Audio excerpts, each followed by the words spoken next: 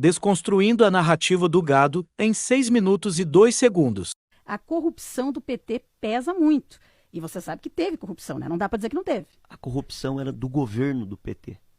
E dos partidos que compunham o governo, segundo a Polícia Federal, o partido que mais roubou é o partido que hoje coordena a Casa Civil do Bolsonaro, que é o Partido Progressista. O segundo partido que mais roubou nesse esquema de corrupção é o PL, o partido do Bolsonaro, e o grupo e as pessoas que estão com ele. Eu não defendo bandido e quem fez errado que pague, que a justiça condene e após a condenação, a pessoa tendo o direito de defesa, que ela pague. Agora, o que aconteceu nesses governos? O Lula escolheu o Procurador-Geral da República da lista tríplice do Ministério Público. O Lula deu autonomia para a Polícia Federal. Se descobriu a corrupção porque teve independência no governo. Qualquer delegado da Polícia Federal hoje que comece uma investigação contra o governo Bolsonaro é afastado. O Sérgio Moro saiu do governo Bolsonaro denunciando que houve interferência na Polícia Federal. O Bolsonaro está determinando o sigilo de 100 anos nos documentos públicos, inclusive em visitas oficiais dentro do Palácio do Planalto.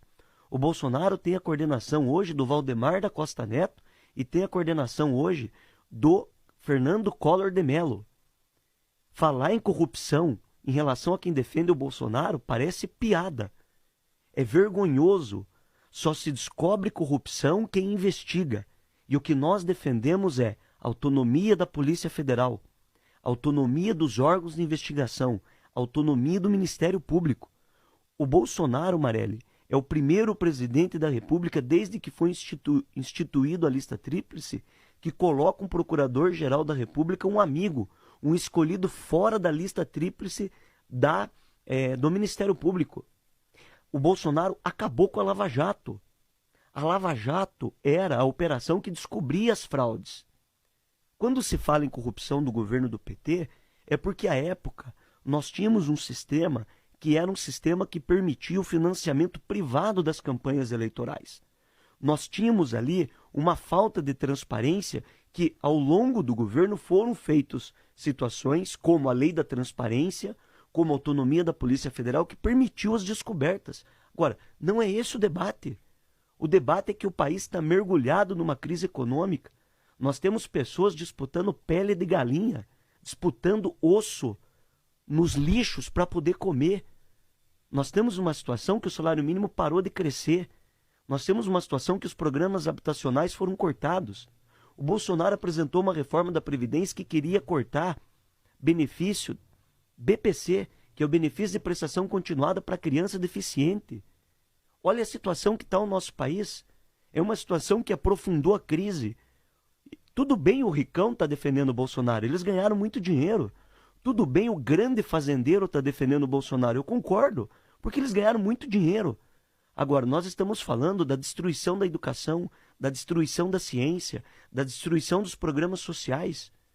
Nós estamos falando de um país que está sendo destruído internacionalmente. Bolsonaro faz a gente passar vergonha internacional. Bolsonaro acaba de cortar dinheiro da ciência e da educação para beneficiar aliados políticos. Eu sempre tive lado na política.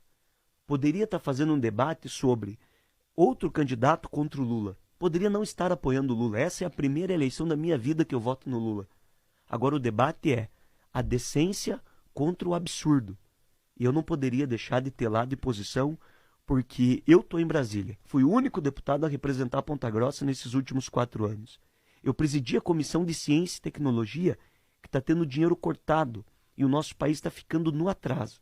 E eu não poderia aceitar uma situação como essa sem falar a verdade aqui para as pessoas. É uma eleição que, novamente, o teor do debate está indo para a mentira, para o ódio, para as redes sociais, para a falsidade do WhatsApp, para a falsidade do falso moralismo.